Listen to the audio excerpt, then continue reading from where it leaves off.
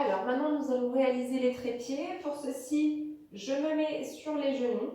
Je vais positionner les mains, doigts écartés à côté des genoux. J'utilise la paume de main, pointe de doigt. Et je vais aller poser le dessus de ma tête.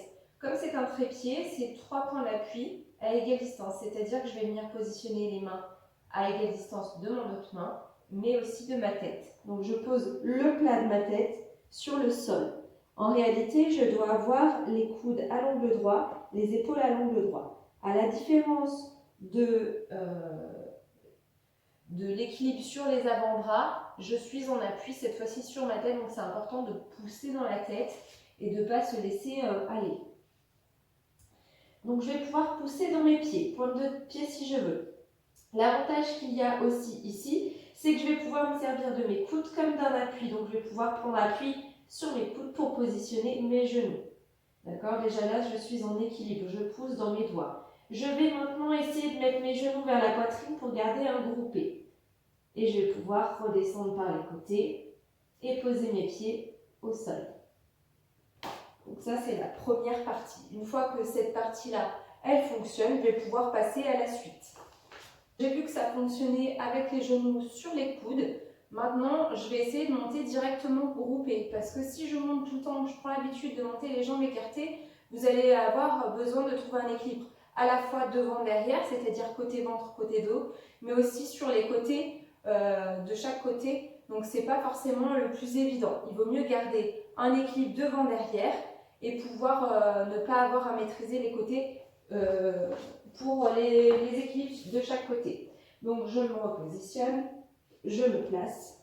Ici, je vais chercher pointe de pied et je vais mettre comme l'autre, genou poitrine, pied fesse. Et je vais essayer de soulever le pied jambe tendue. Si ça marche, je groupe. Et comme l'autre, je vais venir tendre une jambe et puis l'autre. Quand je tends, je tire bien mes talons vers l'arrière et je pousse dans mes doigts. Et je reviens grouper, grouper. Et je change de côté, tendu, tendu. Je tire mes talons vers l'arrière et je redescends, grouper, grouper. Je cherche à descendre mes genoux vers la poitrine comme si je voulais arrondir mon dos et je tends mes jambes, pointe de pied au sol. Je relâche. Bien sûr, il se peut que vous ayez un petit peu mal sur le dessus de la tête. Attention de ne pas vous positionner sur le front. On est vraiment sur le plat de la tête.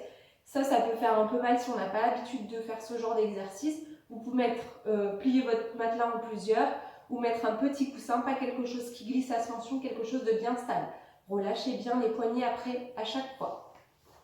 Donc une fois que ça fonctionne, on va pouvoir faire les mêmes exercices que pour le travail sur les avant-bras avec la montée de jambes, jambes écartées, etc. Donc je me mets un petit peu plus loin pour que vous puissiez voir ou revoir pour ceux qui ne l'ont pas fait. Donc, je me positionne. Ici, je vais pouvoir monter groupé et tendu. Une fois que je suis tendue, j'ouvre sur les côtés. Mon équilibre est plus bas. Et je vais descendre tout en poussant dans mes pointes de doigts, uniquement les pieds. Je garde les fesses en l'air, je descends que les pieds.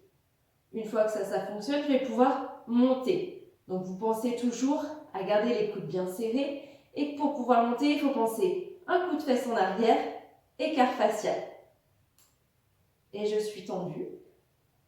Et je vais pouvoir travailler la descente carpée. Je pousse dans mes doigts, je tire les fesses vers l'arrière et je tire mes coups de pied vers le sol.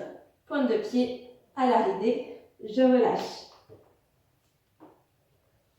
Donc ça, c'est exactement le même travail que tout à l'heure. La petite différence, c'est qu'on n'est pas sur l'appui de ses coudes. Donc là, on est vraiment sur les mains, sur les poignets et sur la partie ici du bras. Donc, ce qui va être bien, c'est que ça va être aussi une transition vers les handstands. Attention, si vous avez vraiment mal au poignet, c'est que vous êtes peut-être mal placé. N'hésitez pas à m'envoyer un petit message, une vidéo de ce que vous faites. Vous devez vraiment utiliser le plat de la main, la main ici. Je ne sais pas si vous voyez bien. Je viens pousser dans mes doigts. J'ai ma paume de main et mes pointes de doigts et je vais venir pousser dans le sol. Ça, c'est très important pour protéger ses poignets. et chauffez bien vos poignets également. Je vais vous montrer quelques petites variantes par la suite.